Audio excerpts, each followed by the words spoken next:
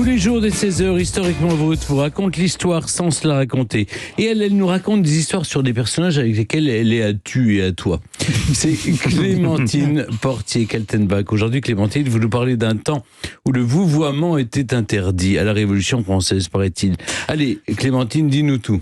Écoutez, vous le savez déjà, tu le sais déjà, bien sûr, mon ami. Dans certaines langues, à commencer par l'anglais, enfin, s'il y a quand même le vie un peu honorifique, oui. Mais le vouvoiement, en gros, n'existe pas.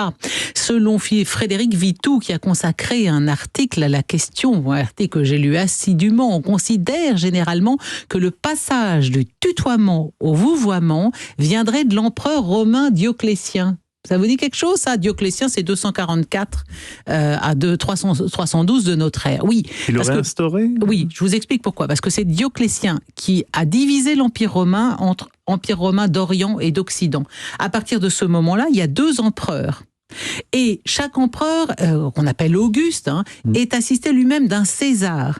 Donc, quand l'un de ses souverains parlait non pas en son nom propre, mais au nom des 3 autres, il renonçait à l'ego, c'est-à-dire je, moi, première personne du singulier, pour le nos, première personne du pluriel, et on lui répondait par vos, deuxième personne du pluriel. Voilà comment l'usage s'en serait établi. L'historien Philippe Wolff, dans ses recherches sur le sujet, distingue comme seconde époque d'apparition du vouvoiement l'époque carolingienne. Les formules de politesse s'y lient, écrit-il, à un sentiment profond de révérence qui amène à étendre l'usage du vouvoiement à l'ensemble du discours. Oui, un sentiment de révérence, oui. Sous la Révolution, alors par contre, c'est ce que vous disiez, là, le vouvoiement est proscrit au bénéfice du tutoiement républicain. Les plus enragés à supprimer le vouvoiement considèrent que le mot pluriel « vous » adressé à un seul, ne signifie pas autre chose finalement que toi en face de moi qui en vaut plusieurs, ce qui constitue une atteinte au principe d'égalité. Certains plumitifs d'occasion, en l'occurrence un certain notaire, décréta que cette expression adressée à une seule personne devait être considérée par tout bon démocrate comme un outrage, car quel est celui de nous qui croit qu'un homme puisse en valoir plusieurs autres. Est-ce que vous croyez ça, vous, avec vos conceptions aristocratiques d'un autre temps? Alors, ce fut un... Je vous en prie, Oui, tout à l'heure, vous m'avez traité de gros lot, donc je vais vous faire payer ça très cher. Alors, là... Te fatigue pas, cocotte, on est du même monde. Je le crains, hélas. Ce fut un engouement subi, écrit notre cher ami l'historien Gosselin Le Nôtre, et je le cite, en moins de 8 jours, le tutoiement était généralement adopté, et bien qu'aucune loi ne l'eût rendu obligatoire, on risquait gros à se servir devant témoins du vous aristocratique. Si par inattention, habitude, le vocable proscrit échappait à quelques distraits, il se trouvait toujours de solides patriotes pour le rabrouer vertement. Alors il cite comme exemple 2 citoyens attablés chez Procope, le fameux café parisien du quartier latin, et ils invectivent avec fureur un garçon de café qui avait eu l'inconvenance de ne pas les tutoyer. Ils le traitèrent d'esclave, l'injurièrent de façon révoltante, et bien que ce garçon très âgé s'excusa sur une habitude invétérée et chercha à réparer sa faute par des tu et des toi qui lui écorchaient manifestement la langue, parce que aller tutoyer le gars que vous êtes en train de servir dans un bistrot, c'est pas forcément spontané.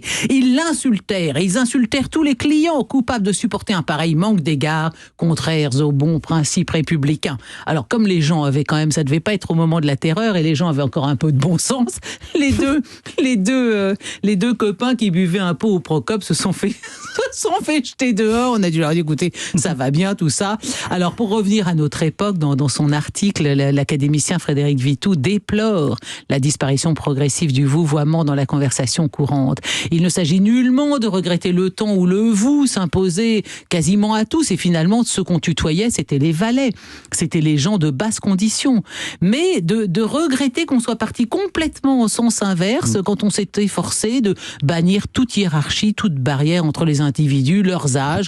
On va tutoyer un vieux monsieur, leur fonction, les élèves et les élèves qui tutoient leurs professeurs. Moi, je suis plutôt de la vieille école, pour ça je suis pas d'accord. Et voilà ce qu'écrit à nouveau Frédéric Vitoux. En vérité, Le choix entre le vous et le tu offre quelque chose de délicieux et d'infiniment significatif dans la conversation, dans cette politesse, ou mieux, dans cette délicatesse des rapports humains, dans l'établissement de ces nuances entre la courtoisie et l'intimité, la déférence et l'amitié, le respect et la complicité. Et il ajoute, il faut aimer tout autant le vous de la séduction que le tu qu'échangent ensuite les amants. Il existe un érotisme du vouvoiement ou de son abandon, comme il y en a un du dévoilement. Plaignons plus généralement ceux qui méconnaissent ces subtilités et malheur aux langues qui les ignorent. C'est fort bien C'est écrit. beau, c'est très bien écrit. C'est magnifique, c'est pas moi, c'est Frédéric Vitou. Oui, mais Moi, je voulais vous raconter une anecdote finale, c'est que j'avais une copine dont le père était marquis. Alors, elle nous dit que naturellement, elle et ses frères et sœurs, vous voyez leurs papa. Parents, ils se vouvoyaient entre frères et sœurs. Ah, et oui. alors, le mieux, parce que ça, moi, j'ai vu ça, y compris dans ma famille, le vouvoiement entre frères et sœurs, mais pas dans la mienne, non, on se tutoyait tous, on était très républicains, mais dans une famille lointaine. Bon, mais alors là, dans cette famille-là, ils vouvoyaient le chien. Ça, c'est le c'est conte quand même du chien. génial. Valéry Giscard d'Estaing, vous voyez ces chiens Ah aussi. oui, ah oui, oui, c'est c'était pas les vrai. chiens de la reine d'Angleterre. Ouais. Vous savez pas les On les situer. vouvoie, vous n'avez pas. Oui. Médor, au pied, je vous prie. Merci Clémentine. Merci Clémentine.